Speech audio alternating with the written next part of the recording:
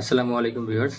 আপনারা যারা বিভিন্ন এসএমএম প্যানেল ব্যবহার করে ইউটিউবে ভিউজ নেন তাদের জন্য একটা ইনফরমেশন দিচ্ছি। সেটা হচ্ছে ভিডিওতে এমবেডিং নামে একটা অপশন থাকে। প্রত্যেকটা ইউটিউব চ্যানেলের ভিডিওতে এমবেডিং নামে একটা অপশন থাকে, এটাকে অন করতে হয়।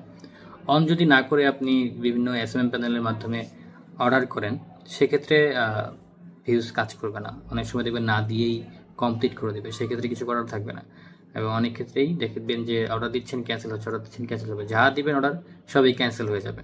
তো সেক্ষেত্রে একটা বিরক্তিকর, অনেকে এই জিনিসটা বুঝেন না যে কেন ক্যান্সেল হচ্ছে।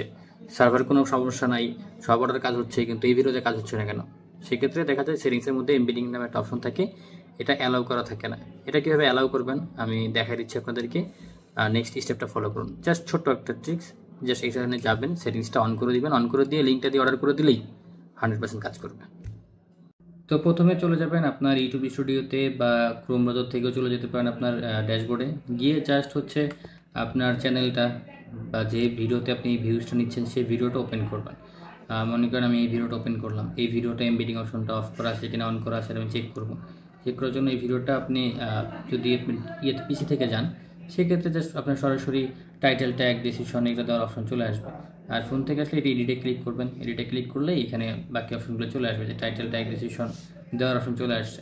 এখানে যে মোর অপশনে গেলে দেখবেন এখানে লেখা আছে এমবেডিং অপশনটা একদম নিচে, অ্যালাউ এমবেডিং, এই অপশনটাকে অন করে নিতে হবে, অ্যালাউ করে নিতে হবে। যে টিকমার্ক দেওয়া না থাকলে টিকমার্ক দিয়ে দিবেন।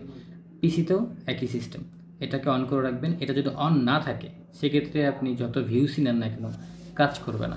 আপনি যদি ওয়েবসাইটে আপনার ভিডিওটা প্রমোট করাতে চান সেক্ষেত্রেও কাজ করবে না। তো এটা অবশ্যই অন রাখবেন।